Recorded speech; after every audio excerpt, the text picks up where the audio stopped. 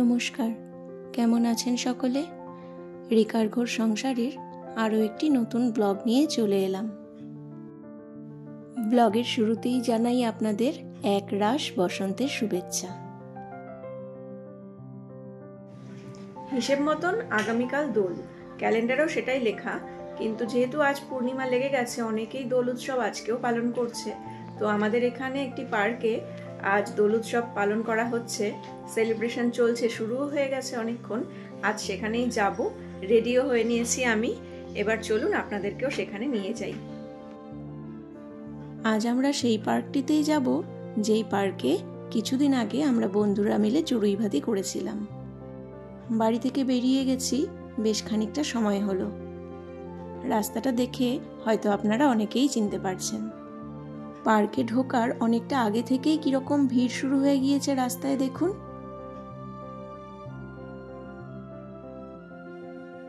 আর পার্কের সামনেটায় তো প্রচুর ভিড়। চলুন পার্কের ভেতরে যাওয়া যাক। গাছটিতে দেখুন কি সুন্দর লাল রঙের ফুলে ভরে আছে, বেশ সুন্দর লাগছে কিন্তু, তাই না? পার্কে অনুষ্ঠান বেশ অনেকক্ষণ আগে থেকেই শুরু হয়ে গিয়েছে। আমরা একটু দেরিতেই এসে পৌঁছলাম। আমাদের এখানকারই একটি গ্রুপ ইচ্ছেরাঙা, ওনারাই আজকের এই অনুষ্ঠানের আয়োজন করেছেন। দেখুন তো, পার্কটি চিনতে পারছেন? ঠিক ধরেছেন, আমার আগের ব্লগে আপনারা অবশ্যই দেখেছেন যে আমরা বন্ধুরা মিলে এই পার্কটিতেই চড়ুইভাতি করতে এসেছিলাম। আমরা যেই সময়টাতে পার্কে চড়ুইভাতি করতে এসেছিলাম, ওই শীতের প্রায় শেষের দিকটাতে, ওই সময়টাতে পার্কে যে পরিমাণ ফুল দেখেছিলাম, আজ দেখছি কিছু কিছু ফুল তার দ্বিগুণ ফুটেছে। আসলে এখন তো বসন্তের শুরু হয়ে গেছে, নতুন ফুল নতুন পাতায় গাছ তো ভরে উঠবেই, তাই না বলুন? সেবার যখন এসেছিলাম তখন দেখেছিলাম এই খাঁচাটি সদ্য তৈরি হয়েছিল। সেই সময় ভেতরে কোনো পাখি ছিল না। আজ দেখছি নানান রকম নানান রঙের পাখিতে ভরে রয়েছে এই খাঁচাটি। দেখুন কি সুন্দর লাগছে দেখতে পাখিগুলোকে। এরকম একটা পাখির খাঁচা আমাদের এখানকার সায়েন্স সিটিতেও রয়েছে।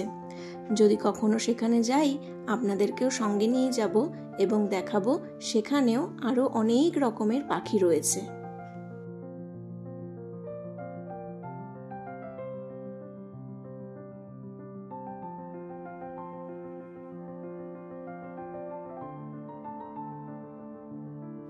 আর এই বড় সড়ো পাখির খাঁচাটির চারপাশ ঘিরে কি সুন্দর রং বেরঙের ফুল লাগানো হয়েছে দেখুন, বেশ সুন্দর লাগছে দেখতে।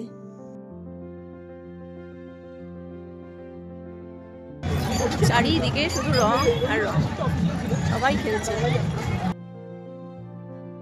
পার্কের চারপাশটা আজ বেশ ভরা ভরা লাগছে। পার্কে এসে দেখছি আজ বেশিরভাগ সকলেই হয় হলুদ, নয় সাদা, নয় লাল বা গোলাপি রঙের ড্রেস পরেছে।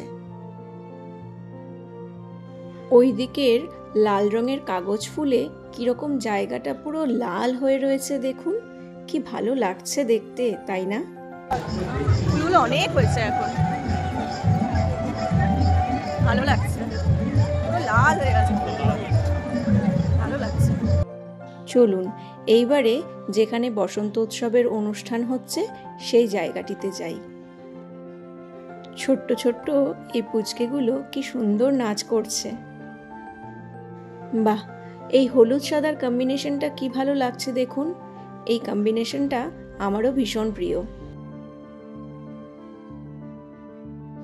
বসন্তের গানের তালে তালে পায়ে পা মিলিয়ে প্রত্যেকটি নাচের দল বসন্তকে স্বাগত জানাচ্ছে। লাস্ট বেশ কবছর ধরে এই পার্কে এভাবে বসন্ত উৎসব পালন করা হচ্ছে। আমার যদিও কোনোবারই আসা হয়নি, এবছরই প্রথম আসা, তবে এসে এখন মনে হচ্ছে না এসে যেন বড্ড মিস করে ফেলেছি। এত সুন্দর সুন্দর প্রত্যেকটা গান এখানে বাজছে, আর সেই সাথে সাথে গানের তালে তালে নাচ। কিন্তু একটাও গান আমি এখানে দিতে পারছি না, কারণ ওই যে কপিরাইটের ভয়। প্রত্যেকটি নাচ শুরু হচ্ছে আর ভাবছি যে এবারে এটা দেখে অন্য দিকটাতে যাব, কিন্তু এত ভালো লাগছে অনুষ্ঠানটা পুরোটাই যে এই জায়গাটি ছেড়ে অন্য দিকটাতে যেতেই ইচ্ছে করছে না।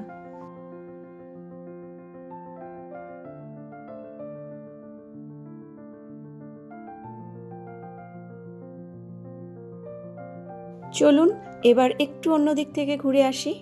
এই দিকটিতে দেখুন কি সুন্দর এক একটা ক্যানভাস দিয়ে একটা আর্ট গ্যালারির মতন তৈরি করা হয়েছে। প্রত্যেকটি আর্ট এত সুন্দর, এত নিখুঁত, যেন চোখ ফেরানোই যাচ্ছে না।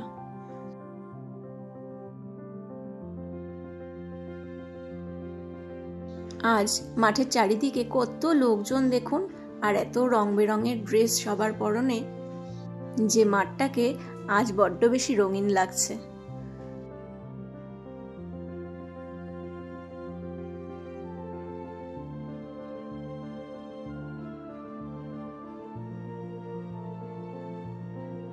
মাঠেই ঘুরতে ঘুরতে মাঠের একপাশে দেখতে পেলাম লাইভ পোর্ট্রেট আঁকা চলছে।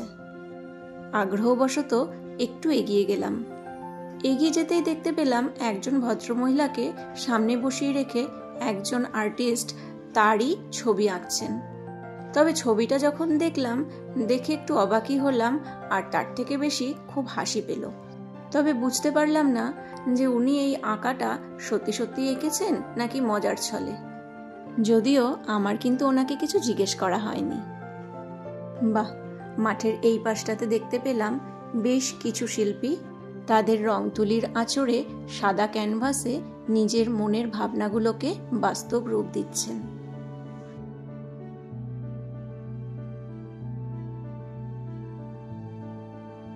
যতটা সময় আজ আমরা এই পার্কে কাটালাম, পুরোটা সময় খুব সুন্দর রঙিন কাটলো।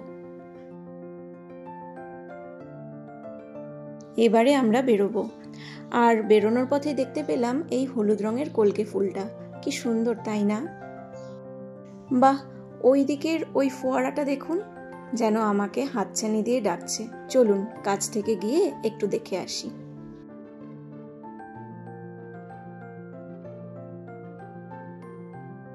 হোক না কৃত্রিম, তবুও জলের এই ঝরে পড়ার মধ্যেও যেন এক অদ্ভুত সৌন্দর্য আছে, ঠিক কি না বলুন?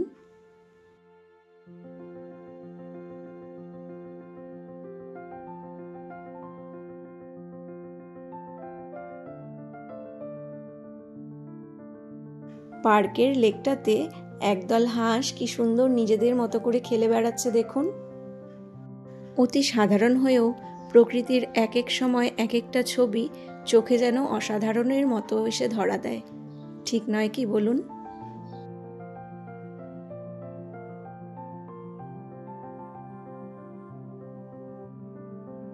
আজ পার্কে পুরোটা সময় দারুণ ভালো কাটলো। এবারে বেরিয়ে পড়বো আমরা। তবে এখনই বাড়ি ফিরছি না, যাব আরও একটা জায়গায়, আর অবশ্যই সাথে আপনাদেরকেও নিয়ে যাব। চলুন তবে ঘুরে আসা যাক। চলে এসেছি আমরা গান্ধী ময়দানে। এখানে প্রত্যেক বছরের মতো এবছরও হোলিকা দহন অর্থাৎ বুড়ির ঘর পোড়ানোর ব্যবস্থা করা হয়েছে। দোল উৎসব যেমন একদিকে প্রেমের উৎসব, অন্যদিকে অশুভ শক্তিকে বিনাশ করে শুভ শক্তির জয় উদযাপনের দিনও এটি। পৌরাণিক গল্পে রয়েছে রাক্ষস রাজা হিরণ্যকশিপুরের পুত্র প্রহ্লাদ ছিলেন পরম বিষ্ণু ভক্ত, আর সেই কারণেই প্রহ্লাদকে হত্যা করার জন্য হিরণ্যকশিপুরের বোন হোলিকা প্রহ্লাদকে আগুনে নিক্ষেপ করার পরিকল্পনা করেন।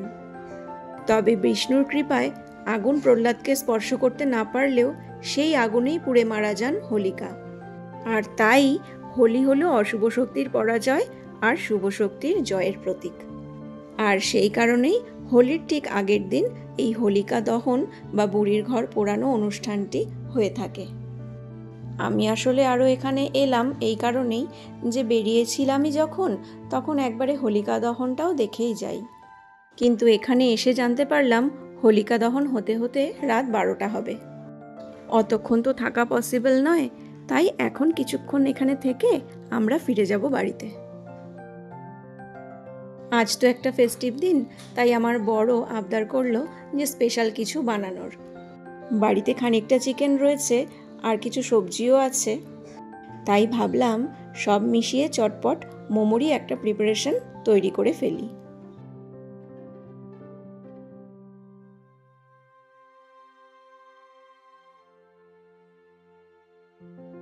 সবজি আমার সব কেটে নেওয়া কমপ্লিট। এখন আমি চিকেনটা এর মধ্যে মিশিয়ে, চিকেনটা আগে থেকে কিমা করাই ছিল, এবারে আমি একে একে নুন, গোলমরিচের গুঁড়ো,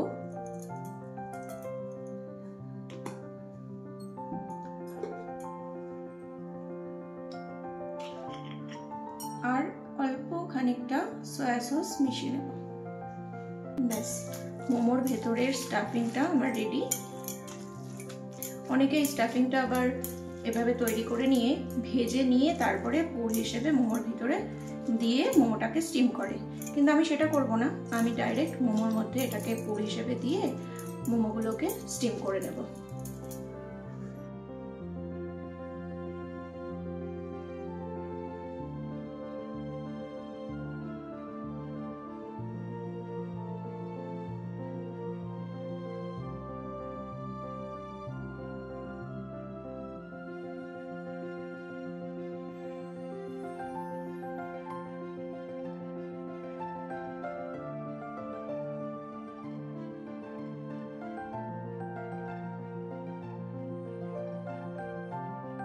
ব্যাস, মোমো স্টিম হওয়ার জন্য রেডি। মোমো স্টিমে বসিয়ে আমি অন্যদিকে চাটনিটা রেডি করে নিলাম। চাটনির জন্য একটি মিক্সিং জারে টমেটো, শুকনো লঙ্কা, রসুনের পেস্ট তৈরি করে নিয়ে তাতে সামান্য লবণ মিশিয়ে ফ্রাইং প্যানে হালকা নেড়ে চেড়ে নিলাম, যাতে টমেটো আর রসুনের কাঁচা গন্ধটা চলে যায়। মোমো স্টিম হয়ে গেছে, এবার হামলে পড়ার পালা। প্রথমেই বরকে পরিবেশন করে দিলাম। হাজার হলেও ওর আবদারেই তো আজকের এই স্পেশাল মোমো বানানো। তুমি বসলা না?